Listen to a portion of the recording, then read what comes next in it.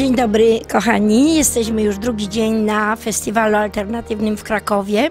Mam przyjemność tutaj przedstawić osobę, myślę, że już bardzo znaną, Janusz Dąbrowski, autor wielu książek i ogromna wiedza. Januszu, co robisz na co dzień? Co robię na co dzień? No właśnie piszę książki, czasami zastanawiam się, jak do tego doszło, że napisałem kilkanaście książek. Pozornie to jest takie łatwe, oczywiście to wymagało ogromnej pracy, 20-letniej ponad pracy, zwłaszcza nad własną głową, nad własną mentalnością, bo spotkałem się z tematami, które są bardzo niszowe, no, na przykład pamięć wody albo struktura biomagnetyczna człowieka, co to takiego jest? A jest. To nie jest tak, że to nie istnieje, albo na przykład, proszę Państwa, nie mam tutaj jednej mojej kluczowej takiej książki, czego mogłeś jeszcze nie wiedzieć o zakwaszeniu organizmu i skutecznym odchudzaniu. A więc znowu temat niszowy, zakwaszenie. Nie istnieje w polskiej medycynie, chociaż wielu polskich lekarzy, fantastycznych lekarzy, z którymi ja akurat współpracuję, mówi krótko i wazowato, leczenie to odkwaszanie, czyli mówimy o kwasicy metabolicznej niskiego stopnia, utajonej, latentnej. Ale tak się troszeczkę zgadzam, a właśnie tutaj podsuwają mi tą broszurę, tą pozycję. Tak, istnieje coś takiego jak zakwaszenie organizmu, wbrew temu, co ktoś chce mówić czy nie. I ja od praktycznie 5 lat prowadzę taki program regulacji metabolizmu, to tak szumnie nazywając.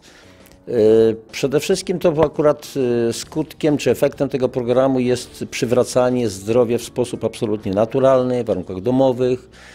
Uczę ludzi wspólnie z wieloma moimi przyjaciółmi, usamodzielniamy ludzi w zakresie profilaktyki zdrowotnej. Przede wszystkim chodzi o samodzielność, o nabycie wiedzy, więc wykładam. Jestem bardzo obciążony, że przynajmniej 2 razy w miesiącu mam regularne wykłady dla bardzo dużych grup osób, oprócz tego uczestniczę w różnych eventach. Jestem zapraszany przez wielu moich przyjaciół na duże spotkania, gdzieś po 200, po 300 osób powiedzmy i przekazuję tą swoją wiedzę. Wiem, znamy się z powitań wiosny, jesieni, też byłeś wykładowcą i zapraszam Cię już teraz na powitanie jesieni. Dziękuję bo bardzo cenię sobie Chociaż ciągle nie mogę zagwarantować tego, bo mam cały kalendarz do końca roku już rozpisany. Kiedy masz czas na życie? Oj, czerpię z życia pełnymi garściami, staram się. A kiedy? Muszę zdążyć, skończyłem 64 lata, więc muszę zdążyć. Młody człowiek. Januszu, mówisz o zdrowiu i sam jesteś okazem tego zdrowia. No, mam nadzieję. No. Ale nie zawsze tak było. Powiedz mi, bo od lat prowadzisz właśnie, tak jak wspomniałeś, te swoje wykłady na temat zdrowia, na temat, ja Cię znam właśnie z tych podstaw jeszcze odnośnie od rozpoczęcia od odkwaszania organizmu. Tak. Wspomniałeś o tym dzisiaj i to jest też jedna z Twoich broszur, czyli co? Zaczynamy zdrowe życie, zdrowy tryb życia, zdrowe jedzenie od odkwaszenia i odtrucia chyba. Odtrucia, bo generalnie zakwaszenie to jest taki skrót myślowy. Jeszcze raz powtórzę, chodzi o tak zwaną kwasicę metaboliczną niskiego stopnia, utajoną. Lekarze, którzy znają temat, mówią o kwasicy latentnej, czyli bezobjawowej, czyli o zatruciu organizmu.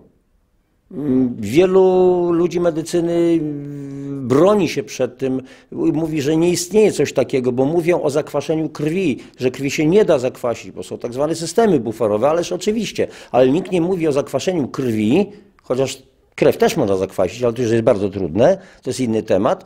Natomiast my mówimy o zatruciu przestrzeni międzykomórkowych. Dopiero w tym roku, 2018 rok, odkryto tak zwane interstitium, tak zwaną śródmiąższę i wypełnione wodą, i teraz płynem, którego podstawą jest woda. I teraz pytanie, co zawiera ta woda? A więc taką metaforą jest chociażby pewien obraz. Dziecko, które pływa w wodach płodowych swojej mamy w brzuszku. I teraz pytanie, jaka powinna być jakość tej wody? Jakie powinno być pH tej wody? A wiemy doskonale, że wyszliśmy jako gatunek z oceanu, z praoceanu. A więc jakie jest pH wód oceanicznych? Prawidłowe 8,5, 8,4, ono obniża się, okazuje się, i naukowcy biją na alarm, bo wystarczy nawet o 1/10 zmienić pH i zaczyna się tragedia w oceanie. Jest to zabójcze dla wszelkiego życia, to pomału następuje. I my mamy do czynienia u ludzi z procesem właśnie zakwaszenia, zatoksycznienia organizmu, dlatego że toksyny mają charakter kwasów. I w związku z tym przyczyną tych kilkudziesięciu, ponad 60 chorób, tak zwanych cywilizacyjnych, a propos, a cóż to za cywilizacja, która potrafi wyprodukować tego typu choroby i nie potrafi sobie z nimi poradzić, jest właśnie zatrucie organizmu, zanieczyszczenie. Co jemy? Co jest w żywności? Konserwanty, spulchniacze, barwniki, polepszacze. Czego polepszacze? Smaku, zapachu? Czegoś tam jeszcze? Czy to jest żywność? Dzisiaj idziemy do supermarketu, kupujemy, wrzucamy to do koszyków i nawet nie zastanawiamy się, co to takiego jest. Więc tu chodzi przede wszystkim o czyszczenie, o tak zwaną regulację metabolizmu. To się robi w warunkach domowych w bardzo prosty sposób.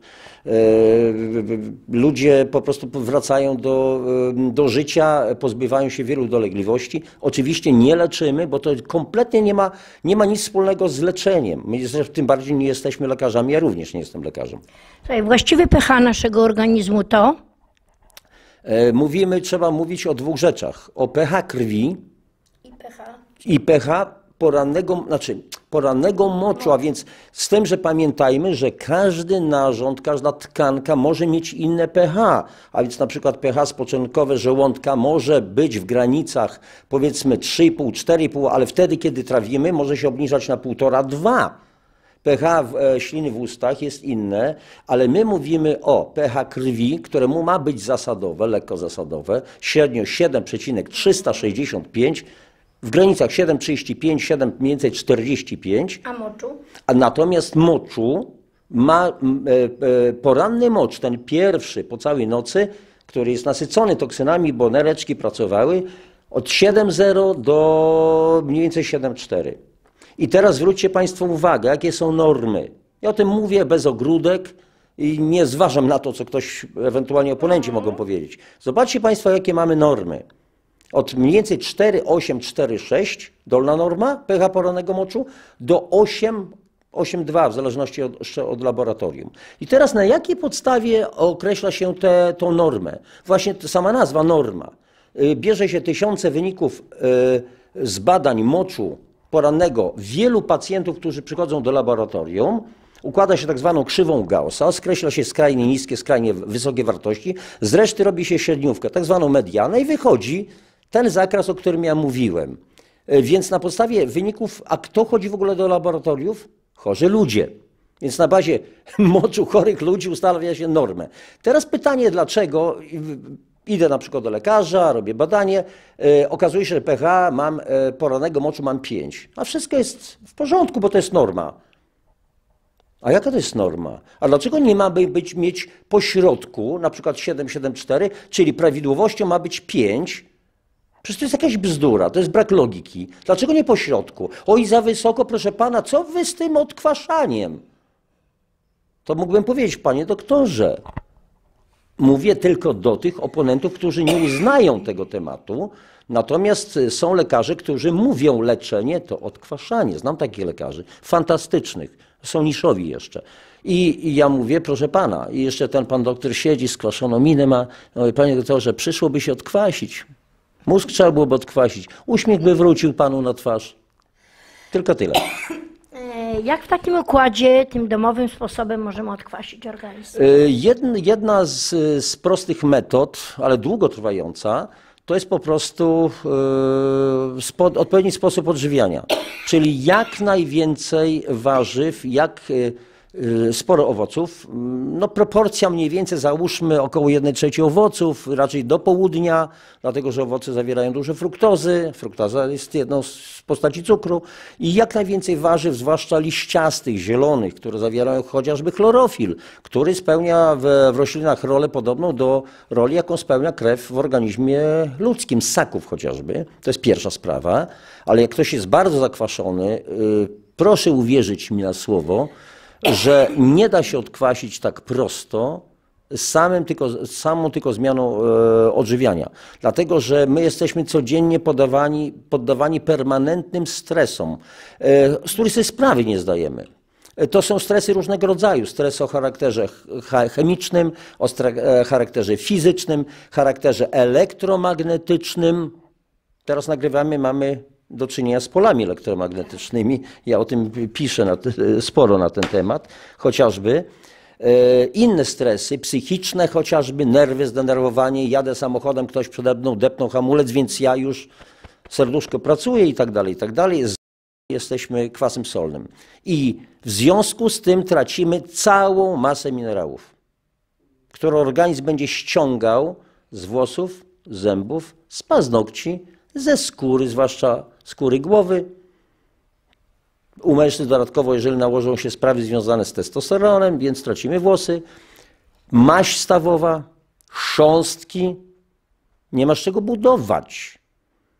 Bez włosów można żyć, bez zębów można żyć, oczywiście co to za życie, ale i wielu specjalistów mówi, no jak to, kościec jest zbyt cenny, żeby organizm zużytkowywał go. No niestety żyjemy w takich czasach. Kadłubek ewentualnie ma przeżyć, głowa i cała reszta, natomiast bez nóg można żyć. Oczywiście, przepraszam, no to są pewne takie uproszczenia, ale bardzo ważne. Więc w związku z tym do zmiany sposobu odżywiania trzeba dołożyć jeszcze mineralizację, czyli po prostu stosować wysokiej jakości suplementy, które mają nam uzupełnić braki. Ludzie boją się generalnie pojęcia suplement, bo to się wiąże z jakimś pojęciem chemii, nie wiadomo czego. Mówię o naturalnych suplementach, koncentratach. I często oswajam, zwłaszcza panie na swoich wykładach, mówię, słuchajcie, która z pań kiedykolwiek robiła przecier pomidorowy? Oczywiście podnosi się las rąk. Ja mówię, ja również robiłem wielokrotnie przecier. W jaki sposób? Do garnka 4 kg pomidorów, gorąca woda, rozparzyć, na sitko, przetrzeć, skórki wyrzucić, pestki wyrzucić ewentualnie, całą resztę odparować. Mamy koncentrat. Jeden słoiczek, jedna zupa, może 2 zupy. Mamy suplement domowy, koncentrat tego wszystkiego. Tak niewielka ilość, 4 kg w jednym słoiczku. Tak samo i sok malinowy, i tak samo inne rzeczy. Własne domowe suplementy. Na tym to polega, żeby dożywić. Wtedy niewielka, nie wiem, może łyczka, może pół kubeczka i to zawiera bardzo dużo. Więc mamy dzisiaj obowiązek dożywiać organizmy, bo jeżeli weźmiemy pod uwagę nawet warzywa, które spotykamy, jakie? Z hipermarketów? A co one zawierają? A zawierają to, czego nie powinny zawierać i nie zawierają tego, co powinny zawierać z kolei. Ubytki są szalone. 80-90% ubytków minerałów, witamin, chociażby na to są badania. Dzisiaj tylko te owoce, te warzywa mają pięknie wyglądać. Odpowiednio oświetlone, pod odpowiednim kątem lustra, my kupujemy oczami. Natomiast bierzemy do ust pomidora bezsmakowy, truskawkę bezsmakowa. Nie mówię o polskiej truskawce prawdziwej. To jest taki też skrót myślowy. Dobrze, odkwasiliśmy organizm i co dalej? Nie odkwasiliśmy. Nie odkwasiliśmy. Znaczy, może powiem dokładniej. Nie ma czegoś takiego jak raz nareszcie odkwaszenie.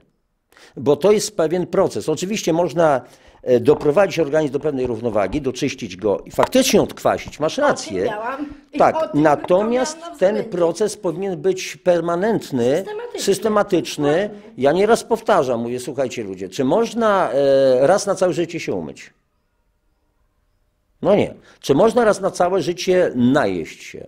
No nie. Czy można raz na całe życie zatankować samochód? Czy doładować swoją komórkę? Nie.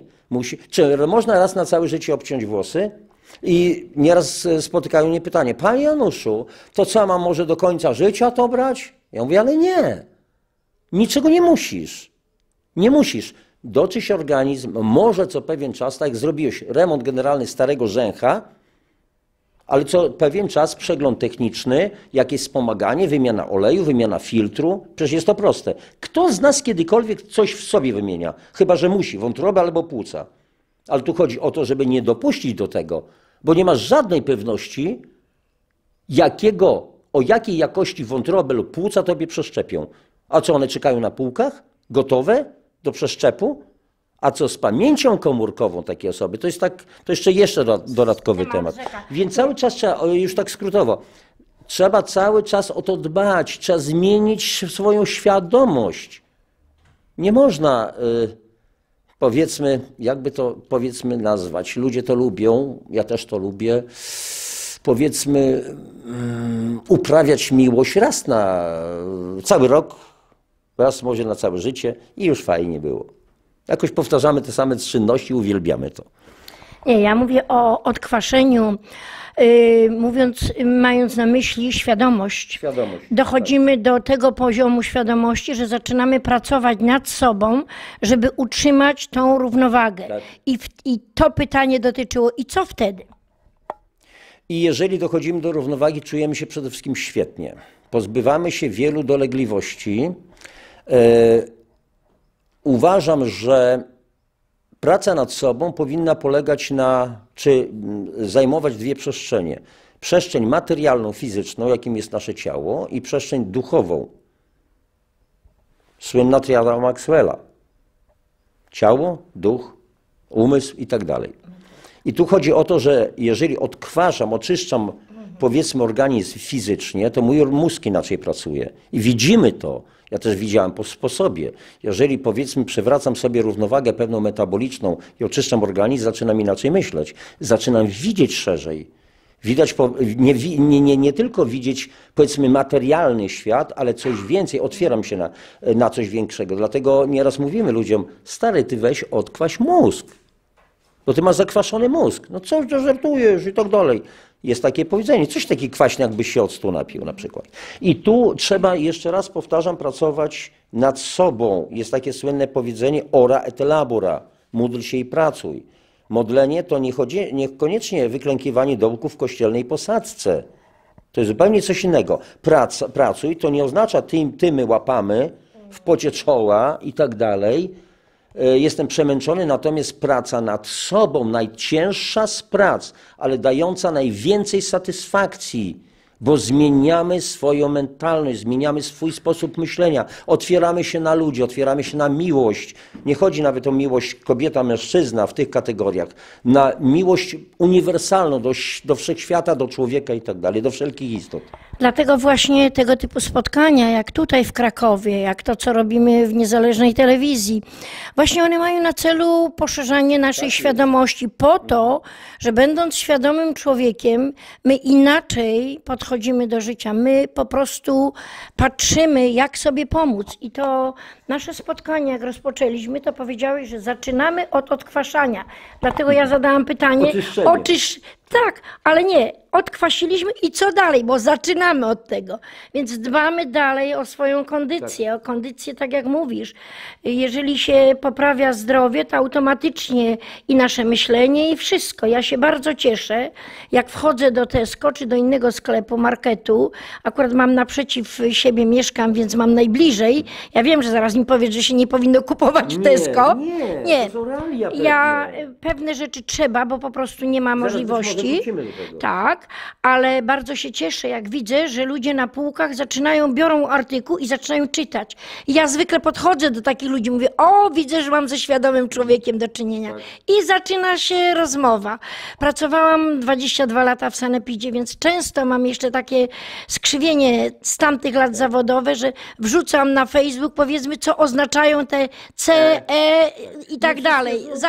Nie, no nie wszystkie oczywiście, ale tak, ale gro jest zakamuflowane i to jest bardzo wygodne dla producentów, że on nie napisze, że to jest benzoesan sodu, że to jest coś, tylko C, takie. A przy okazji benzoesanu sodu trzeba pamiętać o tym, że to jest oczywiście jeden z konserwantów, ale są naturalne konserwanty i są konserwanty syntetyczne. Na przykład słynny ten benzoesan sodu w syntezie chemicznej produkowanej z toluenu, ale każdy owoc, każde warzywo to zawiera. Dlaczego? Bo załóżmy spada jagódka, i gdyby to nie było naturalnego konserwantu, to ona by błyskawicznie zgniła. A więc przez kilka dni na przykład leży i czeka, aż my ją pozbieramy, albo zwierzątka to pozbierają, zjedzą. Wróćmy w takim bądź razie do dalszego tego tematu. Odkwasiliśmy organizm. Staramy się już tutaj świadomie tak żyć, żeby nie zakwaszać już tego organizmu. I co dalej? Żebyśmy mieli świetną kondycję, żebyśmy mieli zdrowie długo utrzymujące się i żebyśmy wyglądali tak jak Janusz. Oho, dziękuję. Ale ja też miałem kiedyś swoje własne problemy, swoje własne upiory, swoje własne blokady. Pozbywam się ich, bo nie wszystko jeszcze ustąpiło. Wzrasta świadomość własnego ciała, świadomość jedności z całym wszechświatem. Staram się uczyć innych, przekazywać. Czasami to trzeba cedzić po troszeczkę, po kropelce, bo wielu z nas nie jest przygotowanych. Ja wiele lat temu też startowałem w tej dziedzinie i kompletnie nie rozumiałem pewnych rzeczy i dzisiaj co jest dla mnie proste, to kiedyś to było okropne. Co tu chodzi? Jakiś miszmasz, bełkot i tak dalej. Chodzi o to, że jeżeli wzrasta świadomość, to zaczynamy siebie szanować, siebie lubić, siebie kochać. Jeżeli kocham siebie, to wiem, że jestem najważniejszy dla siebie.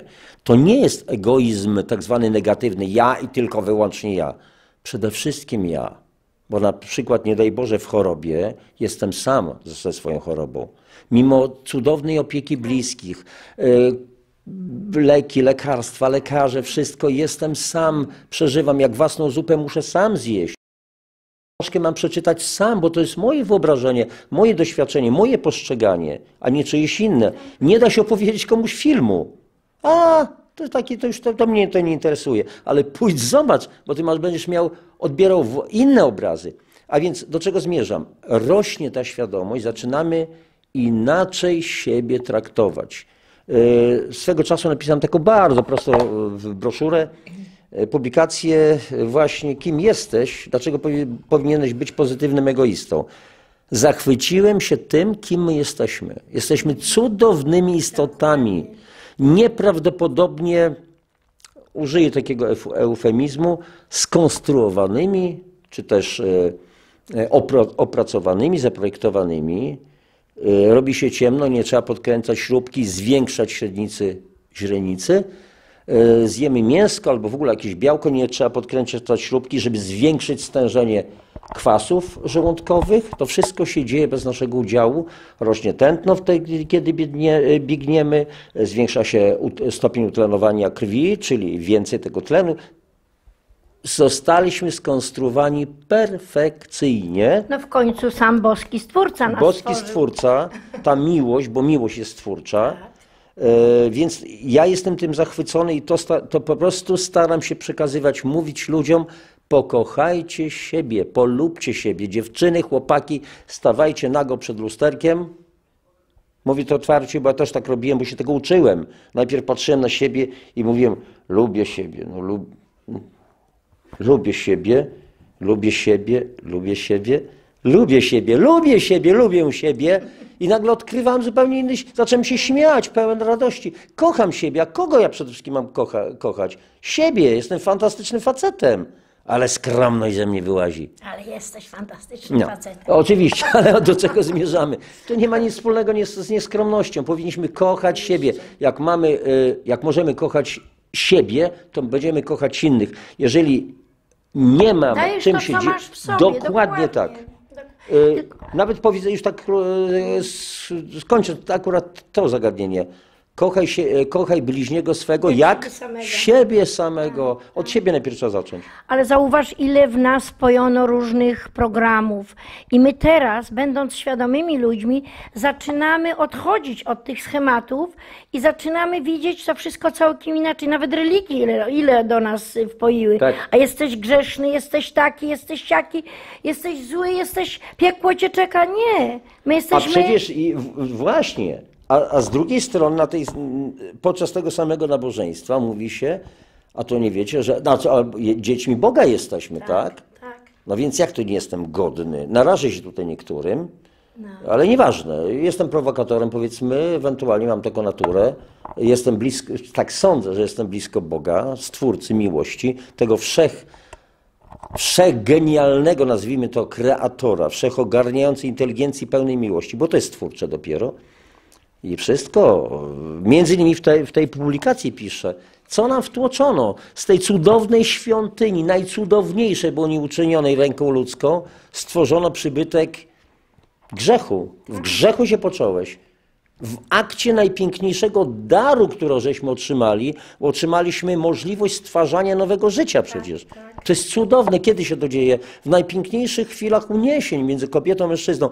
Pomijam patologiczne przypadki, chociaż też uważam, że to też ta patologia to jest jakiś rodzaj nie wiem, zdeprawowanej miłości, pożądania. Coś takiego jest. Ale to mówię o systemie ludzkim. Natomiast wszelki akt stwórczy, to wszystko, co robimy, robimy z miłości. Z miłości do żony trzepiemy dywany, mężczyźni. Coś tam budujemy, mosty, samochody, twórcy, kreacjoniści mody dla kobiet stwarzają piękne, nie dla pieniędzy na początku. Najpierw serce, a pieniądze same przyjdą później. Dlatego trzeba cieszyć się, chociaż to jeszcze i tak jest, proporcje są mocno zachwiane, ale trzeba się cieszyć, że dużo ludzi już pracuje na energiach miłości, na energiach serca, Tak. bo to jest ta najważniejsza energia, tak jak powiedziałeś. Tak. I wszystko jest w nas samych. Jesteśmy boskimi istotami Tak. i myślę, że właśnie te wszystkie emocje, nerwy powodują, że coś się w nas dzieje. Jeżeli potrafimy kochać, potrafimy wybaczać, to zaczynamy zdrowieć. I ważna rzecz, wybaczyć samemu sobie. Zaczynamy. Mój przyjaciel Mariusz Wolny na naszych po prostu szkoleniach, takich powiedzmy prozdrowotnych, probiznesowych, bardzo silnie podkreśla ten właśnie wątek. Wybacz sobie.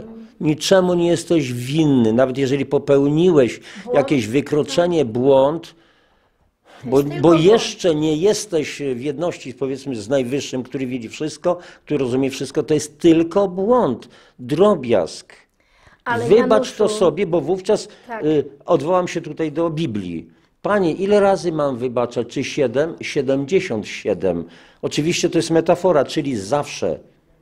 Wybaczasz innemu, to znaczy wybaczasz sobie. To jest bardzo istotne. Ale Januszu, czym są błędy? Błędy są naszymi lekcjami. Po to je popełniamy, może gdzieś nawet podświadomie, żebyśmy się nauczyli, żebyśmy umieli rozróżnić, żebyśmy umieli się przyznać do tego błędu, zobaczyć i żebyśmy go naprawiali. Tak Inaczej jest. to są lekcje. Nasze życie jest jedną wielką lekcją. Tak jest. Inaczej nie przeszlibyśmy do następnej klasy, Tak gdybyśmy jest. nie I tutaj uczyli się na znowu błędach. ci tak wejdę w zdanie, bo tak się wymieniamy. To Tak, jest tak. taki pewien wywiad niespodziewany zupełnie dla mnie, ale przypadków nie ma. Wczoraj na potężnym evencie było 1300 osób w Warszawie i dwóch prelegentów, moich po prostu też przyjaciół, znajomych, różnymi słowami, ale inaczej to powiedziało, że weź udział w grze. W tej grze możesz przegrać, czyli jeżeli wygrasz, to jesteś wygrany, ale jeżeli przegrasz, to się czegoś nauczyłeś i jesteś mądrzejszy. A więc znowu jesteś wygrany.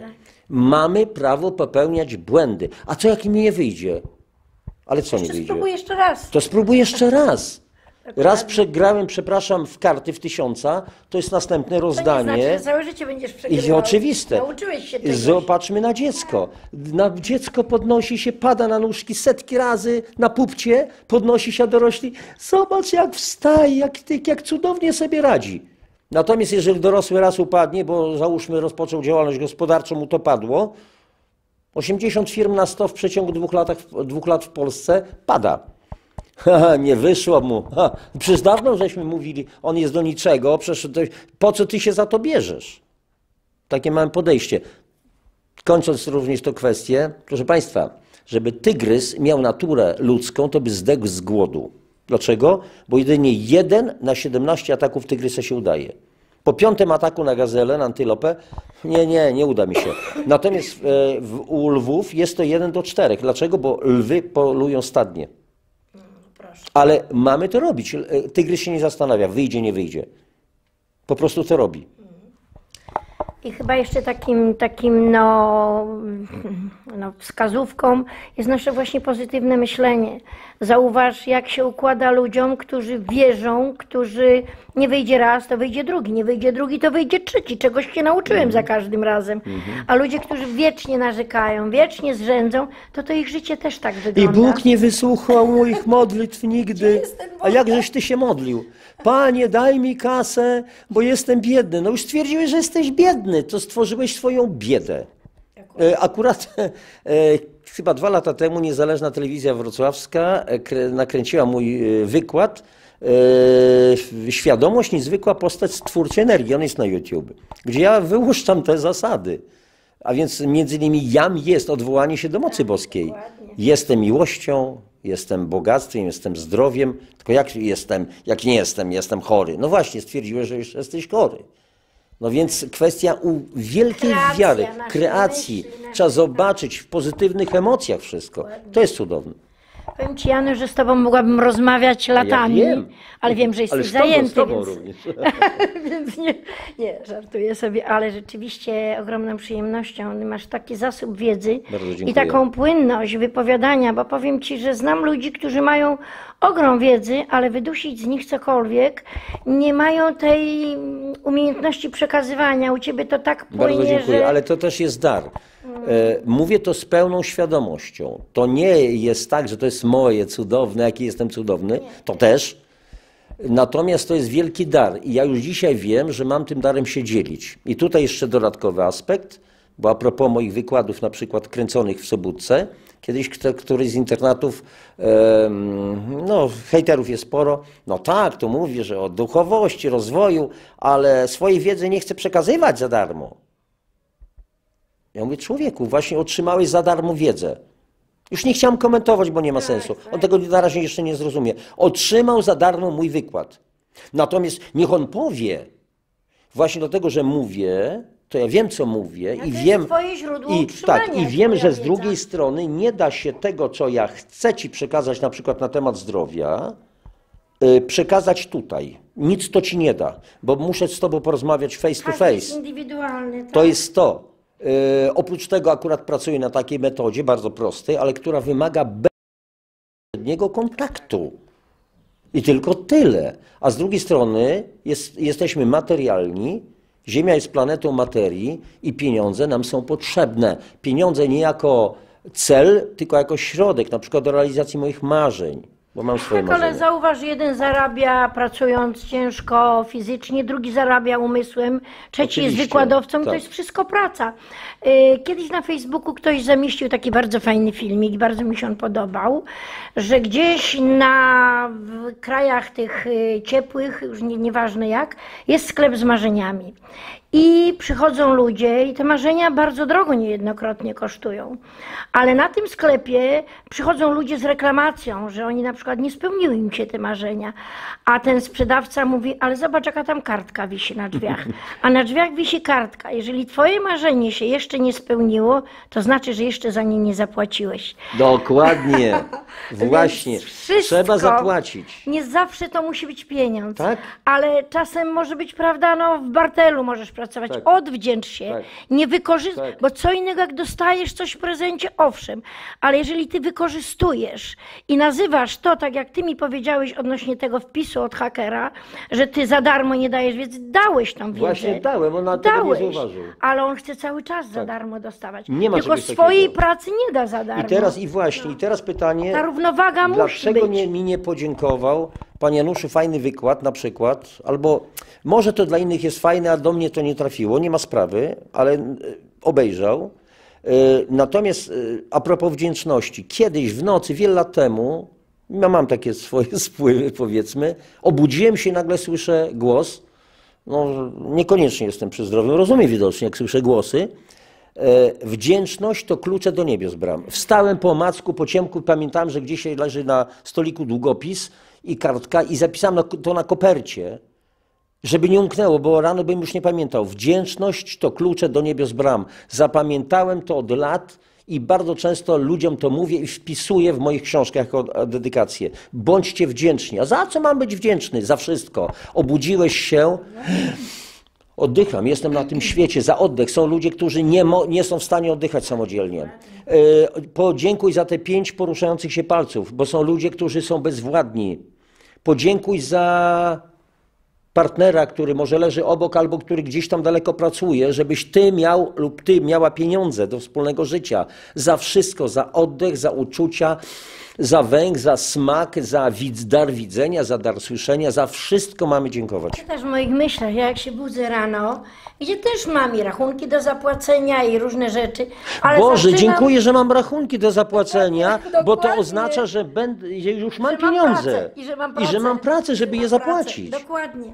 Więc ja ale to my samo jesteśmy nienormalni. otwieram oczy i zaczynam dziękować. Obudziłam się, o, słońce jest, jestem, żyję. Ja zaczynam dziękować. Boli Panie, to znaczy, że żyje. To znaczy, że żyję. Dokładnie, to jest to pozytywne odwracanie. Słuchaj, powiem Ci, że tak wiele dzisiaj rzeczy przekazałeś. Zaczynaliśmy od zdrowia, ale to wszystko wpływa na nasze zdrowie. Tak jest. Na nasze samopoczucie, na naszą kondycję. I jest to coś pięknego. I wspomniałeś dzisiaj o moim ulubionym zwrocie "jam jest", więc powiem i przekazuję to za każdym razem, bo ja ilekroć zawsze się modlę o wewnętrzny spokój, bo w ciszy usłyszę głos swoich aniołów, swojej intuicji, swojego Boga. I w związku z czym ilekroć mam jakiś problem i wiadomo, że jesteśmy tylko ludźmi, też jakiś niepokój w nas nieraz powstaje, to natychmiast zamykam oczy i mówię "jam jest". I to jest powierzenie. I wystarczy tylko to. Tylko tyle.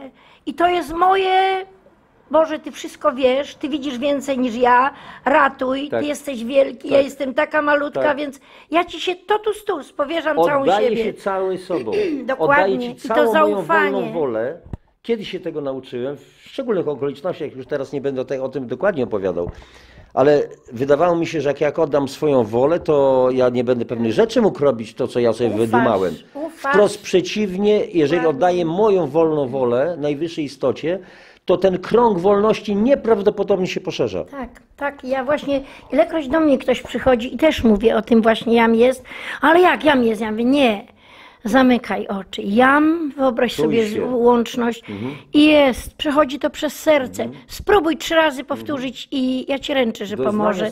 I wraca spokój i znowu zaczynasz inaczej funkcjonować. Tego typu afirmacje, czy też powiedzmy odniesienia pojawiają mi się u mnie w głowie wiele lat temu, jakoś tak w taki automatyczny sposób. I często samochodem jadąc sobie powtarzam, taki samograj się włącza, ale to gdzieś idzie z wnętrza. Jam jest radością, miłością, harmonią i spokojem.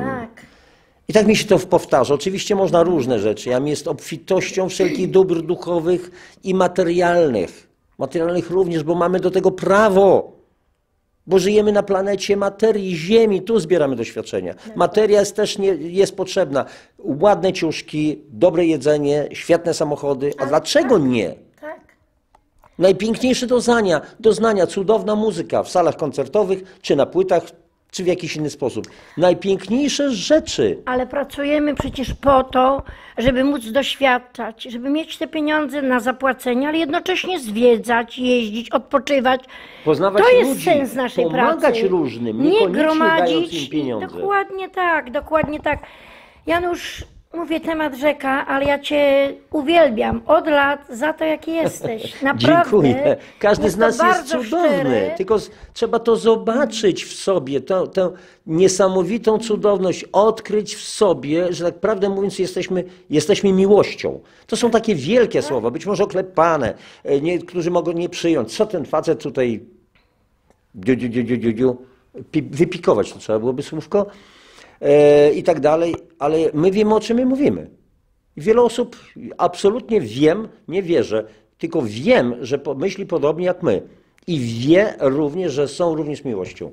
Nie no, jak ja nieraz mówię, bo zwykle na tych inwentach, które tworzę, powitania wiosny, jesieni, zauważyłeś, że tam nie ma żadnych tematów negatywnych. Tam jest wszystko oparte na energiach miłości, pięknych energiach.